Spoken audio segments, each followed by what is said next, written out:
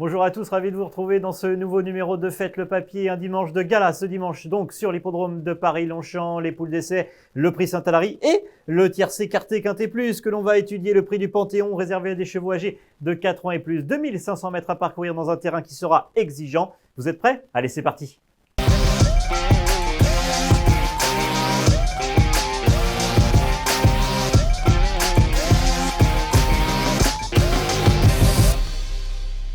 Et avant de passer en revue ces forces en présence, je vous conseille bien sûr de vous abonner à nos différents réseaux sociaux, notre chaîne YouTube bien sûr pour interagir avec nous sur le quintet de ce dimanche. Allez, c'est parti, on commence fort cette analyse avec celui qui sera l'un des favoris de ce quintet, l'As Abondant, qui vient de courir magnifiquement bien sur l'hippodrome de Longchamp. C'était dans une distance un peu plus courte, mais c'est un cheval qui a toujours montré de la qualité lorsqu'il avait 3 ans. C'est un 4 ans, c'est un cheval en devenir. Il sera à nouveau associé à Stéphane Pasquier. On va le revoir dans ses œuvres lors de sa dernière course. C'est un cheval qui aime bien le terrain pénible. C'est vraiment un élément à prendre en compte pour ce dimanche. Il vient de se classer 3e d'un quintet. Il allait devancer Joey Up, Louvani, et si tu me demandais qu'il va retrouver, c'est un cheval qui aime bien être monté aux avant-postes. Il va devoir effacer son numéro de corde aux avant-poches. J'entends juste dans le dos des leaders.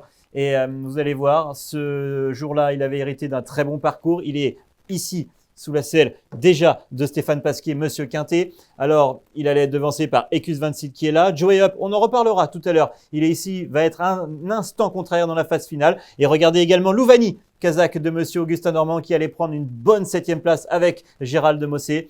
Je trouve que le comportement d'Abondant est excellent. Il va apprécier lui aussi, je pense, l'état du terrain et le rallongement de la distance. Il fait figure de favori. Il sera légitimement dans mon ticket de quintet. On poursuit, on va les faire dans l'ordre. On poursuit avec le numéro 2, Stallone, et lui, ça sera mon favori. Je me concentre vraiment vers le haut du tableau dans cette épreuve. Stallone est un vrai nageur. Il adore les pistes très souples. Il est associé à Théo Bachelot. On va regarder ces lignes parce que elles sont très intéressantes. Lors de son avant-dernière sortie, il est battu par Now Thyself, qui est pris en 45,5 de valeur, alors qu'il devait lui rendre 53,5 kg, 3 kg.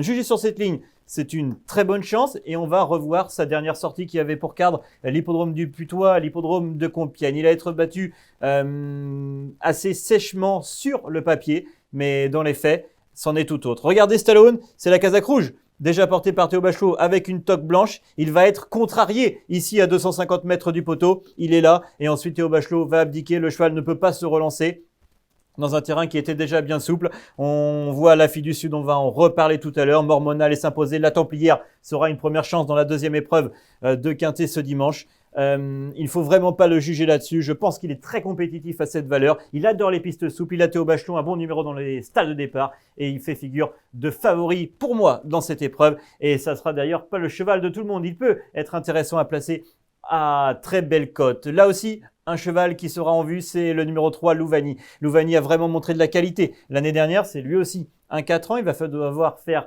face à ses aînés. Il vient de faire une rentrée pour ses débuts dans les handicaps, mais on le voyait dans la course tout à l'heure qu'il était très compétitif. Gérald Mossé l'a respecté pour sa rentrée, lui fait de nouveau confiance. Et on va voir sa dernière performance de l'année précédente. Et regardez qu'il battait. Il battait un certain Dourian qui a depuis brillé au niveau quintet et il le reléguait à 6 longueurs dans un terrain qui était déjà très souple en fin d'année dernière sur l'hippodrome du Croisé-la-Roche. Je pense que Louvani est un très bon cheval et qu'il a un quintet dans les jambes. Est-ce que c'est pour ce dimanche? En tout cas, ne l'oubliez pas sur vos tickets.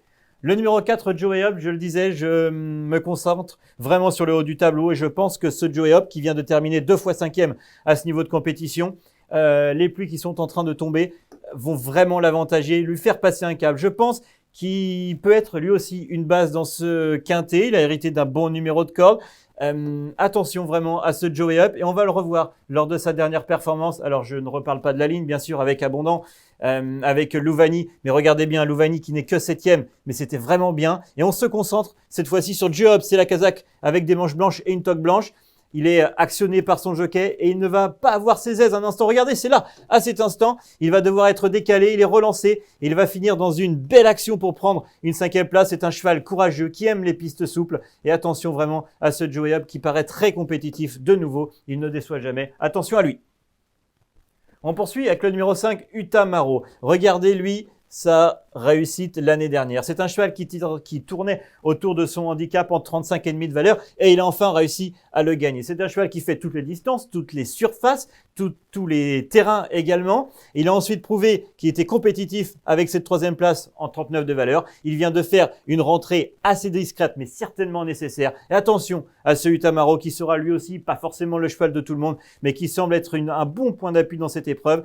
Je pense qu'il va aimer le terrain et la distance. Attention à Utamaro qui est compétitif. Alors regardez, cette course de rentrée, il y avait quand même Diamond Vendôme qui est pris en 44 de valeur, qui est un super cheval entraîné par Christophe Plisson, Srifan Elogreen, La Fille du Sud, on va en parler tout à l'heure, Golden Call qui est en 43 et qui venait de gagner sur l'hippodrome de Compiègne, et ensuite Utamaro qui n'était certes que 6e, mais je pense que s'il est monté en condition sur cette sortie, il va être compétitif ce dimanche. Le 6, La Fille du Sud, la transition est toute trouvée, elle a très bien couru justement dans cette course référence et elle s'est ensuite encore mieux comportée lorsqu'elle est deuxième sur l'hippodrome du Putois. On va se concentrer sur elle.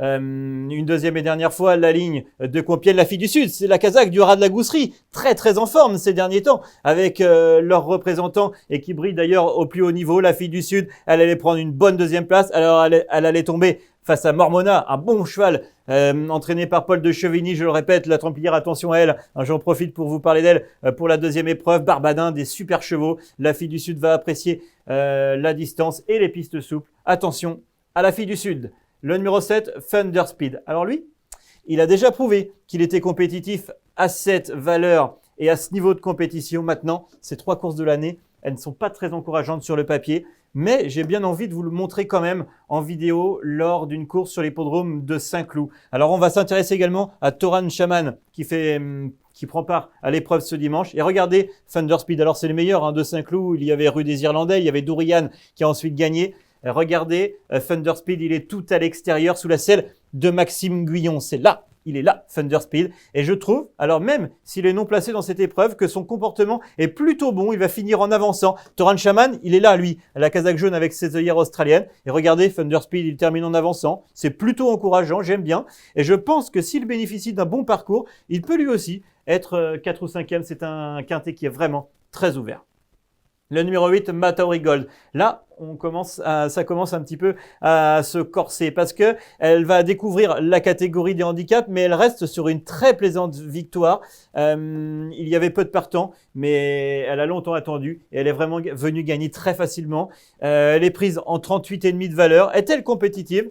Voilà, c'était Michael Barzalona ce jour-là. C'est cette fois-ci Fabrice Véron. Michael Barzalona, bien sûr, a préféré monter La Fille du Sud.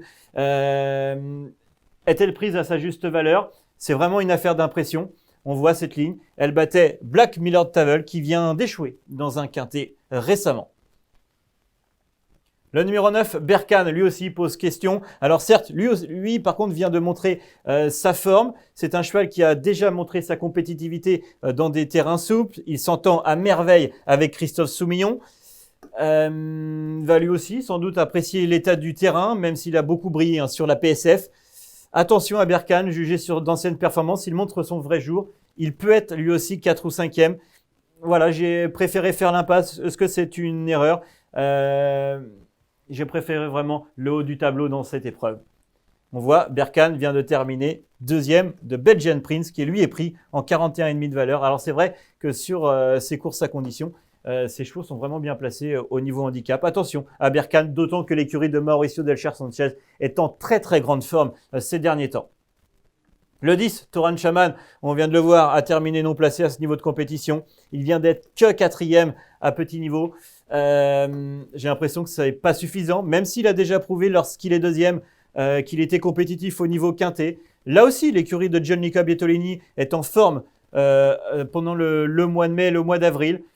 Il m'a déçu la dernière fois, c'est pourquoi je ne préfère pas le retenir. Le 11, Centurin, on va faire assez vite avec lui puisqu'il va faire une course de semi-rentrée. Il n'a pas été revu depuis 10 mois. Je pense que cela peut être compliqué pour ce numéro 11, Centurin, même si en valeur pure, il est capable d'être 4 ou 5e. Le numéro 12, Flatten the Curve. Regardez cette musique. Il est plus qu'irréprochable, ce cheval entraîné par Karina Fay.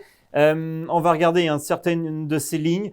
Il adore les pistes souples. C'est un cheval qui a déjà évolué sur des distances plus longues que celle de ce dimanche sur notamment plus de 3000 mètres. C'est un cheval qui a beaucoup de tenue. Alors il va falloir se sortir de ce numéro 15, mais je le vois finir très vite à l'extérieur. Il y a d'autres chevaux qui ont une belle chance et qui ont hérité d'un mauvais numéro. Attention à ce numéro 12, Flatten the Curve, qui a pas mal de jolies lignes. Et regardez d'ailleurs cette ligne avec mon Stallone, mon favori, AA qui ne sera pas de la partie mais qui a fait l'arrivée lors des jeudis au galop sur l'hippodrome de Longchamp ce jeudi. Flatten the Curve était deuxième et Abondant ce jour-là se baladait littéralement. C'était déjà dans une course disputée dans un terrain souple. Donc attention vraiment également à ce Flatten the Curve qui va certes monter de catégorie par rapport à sa dernière prestation. Le 13, Mikey's n'a pas été très emballant. La dernière fois, j'ai été un petit peu déçu et je préfère en retenir d'autres. On passe au numéro 14, Aljana, la deuxième pensionnaire de Mathieu Bram dans ce quintet qui vient de terminer troisième, mais troisième dans un quintet essentiellement réservé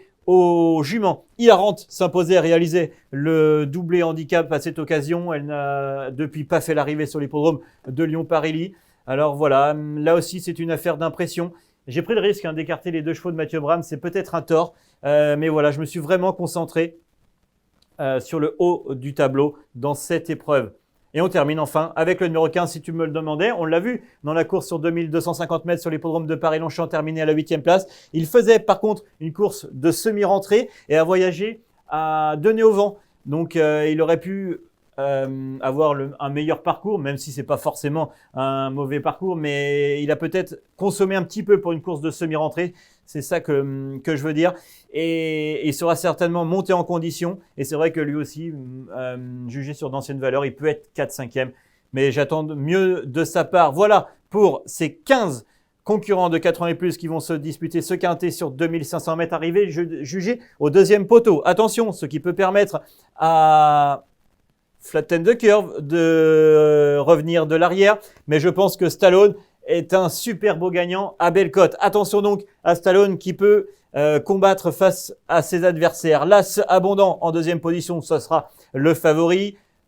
Le numéro 3, j'en ai parlé, attention à lui, à Louvani qui peut se révéler à ce niveau de compétition. Flatten the Curve, la fille du Sud, jugée sur sa dernière performance. Utamaro, attention à lui après sa course de rentrée. Et le 4, Joey Up, ça fait 7 chevaux en flexi, 25%. Ça coûte 10,50 €. J'espère que ça vous a plu, que cela va vous aider pour votre ticket de quintet. Rendez-vous donc dimanche pour une journée de gala. À bientôt.